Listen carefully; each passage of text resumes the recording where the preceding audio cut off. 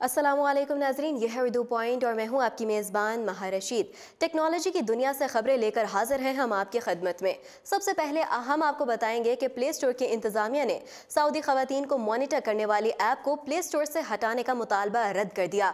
App store की इंतजामिया काफ़ी देखभाल करने के बाद किसी भी एप्लीकेशन पर बंदिश का फैसला करती है, इसलिए ऐप स्टोर की इंतजामिया अभी तक मुतनाज़ समझी जाने वाली सऊदी एप्लीकेशन अबशर की जाँच कर रही है।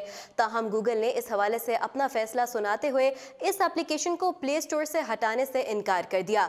गूगल का कहना है कि वो प्ले स्टोर पर सऊदी एप्लीकेशन अबशर पर पाबंदी आयद नहीं करेगा। गूगल ने अमरीकी ऐवान नुमाइंदगान में कैलिफोर्निया की नुमाइंदा जैकी स्पेयर को बताया कि वो अबशर को प्ले स्टोर से नहीं हटाएंगे। इससे पहले जैकी और कांग्रेस के दूसरे अरकान ने गूगल और ऐप पर अबशर ऐप स्टोर और प्ले स्टोर से अबशर को हटाने पर जोर दिया था। आपको बताते चलें कि अबशर अमूमी मकासद के लिए इस्तेमाल होने वाली एक एप्लीकेशन है। इसमें दूसरे कई फीचर्स के साथ साथ एक ऐसा फीचर है जिससे सऊदी मर्द अपनी ज़ेर कफालत खवातीन के सफ़र को मॉनिटर कर सकते हैं और उन्हें बैरून मुल्क सफ़र की इजाज़त दे सकते हैं। गूगल का कहना है कि अबशर ने पहले प्ले स्टोर पर किसी मुआहदे की खिलाफ वर्जी नहीं की, इसलिए इसे स्टोर से नहीं हटाया जाएगा। अगली अपडेट की तरफ बढ़ते हैं। आपको बताते हैं कि फेसबुक पर जाली खबरों से अब कौन तंग नहीं। गलत और जाली खबरों की वजह से सोसाइटी पर बुरा असर तो पड़ता ही है, खुद उस मुल्क की दाखिली मसाइल और कारोबारी जिंदगी भी मुतासर हो जाती है। फेसबुक का दावा है कि वो जाली खबरों पर बड़ी तेजी से एक्शन लेती है, लेकिन ये मुकम्मल सच नहीं।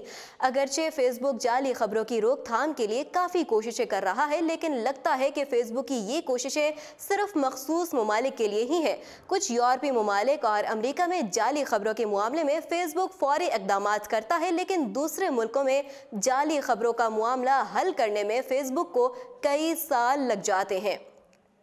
मशरकी यूरोप के एक मुल्क मालदोवा के डेवलपर्स ने बज़फीड को बताया है कि वो 3 सालों से फेसबुक से मुल्क में जाली खबरें और गलत मालूमात फैलाने वाले अकाउंट्स को बंद करने का कह रहे थे।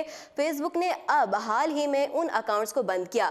मालदोवीन डेवलपर्स ने बताया है कि उन्होंने ब्राउज़र एडोन ट्रोल लेस से जाली अकाउंट्स का डेटाबेस तैयार किया। इसके साथ ही उन्होंने फेसबुक के रिपोर्टिंग टूल को भी इस्तेमाल किया। 2016 से जारी इन सरगर्मियों के बावजूद भी फेसबुक ने जाली अकाउंट्स का नोटिस नहीं लिया। जनवरी 2019 में मोल्दोवीन डेवलपर्स ने बराह रास्त फेसबुक के एक अहलकार से रब्ता किया तो ये मामला फेसबुक के नोटिस में आया। जनवरी में फेसबुक ने इस हवाले से तहकीकात शुरू की और फरवरी में जाली खबरें फैलाने वाले अकाउंट्स को बंद कर दिया। फेसबुक ने 168 जाली अकाउंट्स, 28 पेजेस और 8 इंस्टाग्राम अकाउंट्स बंद किए। फेसबुक का ये बर्ताव कुछ नया नहीं। फ्रांसीसी वेबसाइट हॉक्स बस्टर ने भी इस हवाले से इस तरह के मसाइल के बारे में बताया है।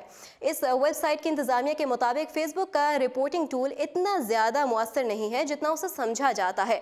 ऐसा लगता है कि फेसबुक फैक्ट चेकिंग के हवाले से चंद पार्टीज़ को ही तरजीह देता है और आज़ाद ज़राए से होने वाली रिपोर्ट पर मुश्किल से ही कान धरता है। मोबाइल की टेक्नोलॉजी में हर रोज़ एक नया धमाका सुनने को मिलता है। ऐसा ही धमाका वीवो ने भी कर दिया। वीवो ने वीवो V15 प्रो तो 20 फरवरी को लॉन्च कर दिया था। अब इसका मुनासिब कीमत का वर्जन V15 भी थाईलैंड, मलेशिया और कंबोडिया में दस्तयाब है। इस फ़ोन में ना तो स्नैपड्रैगन चिप सेट है और ना ही 48 मेगापिक्सल कैमरा। इस फ़ोन का सेल्फी कैमरा फिर भी काफ़ी बेहतर है, यानी 32 मेगापिक्सल का। वीवो V15 में हेलो चिपसेट, 6 GB रैम और 128 GB इंटरनल स्टोरेज है।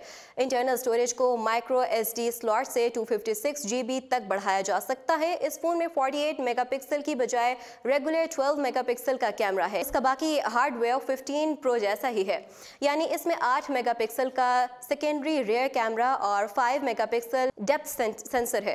इस फोन से फुल HD प्लस रेजोल्यूशन के साथ 6.53 इंच LCD डिस्प्ले है। फोन की एक्सपेक्ट रेशो 19.5:9 है। फ़ोन में 4000 mAh की बैटरी है, लेकिन अभी भी इसमें माइक्रो USB शामिल है। फ़ोन में Android Pie based Funtouch 9 OS install है, जबकि अंडर डिस्प्ले फिंगरप्रिंट स्कैनर की बजाय बैक पर फिंगर रीडर शामिल किया गया। कंबोडिया और मलेशिया में तो इस फ़ोन की कीमत का ऐलान नहीं किया गया, लेकिन थाईलैंड में इसे $345 या 305 यूरो में ख़रीदा जा सकता है। मज़ीद अपडेट्स जानने के लिए आप देख सकते हैं उर्दू पॉइंट।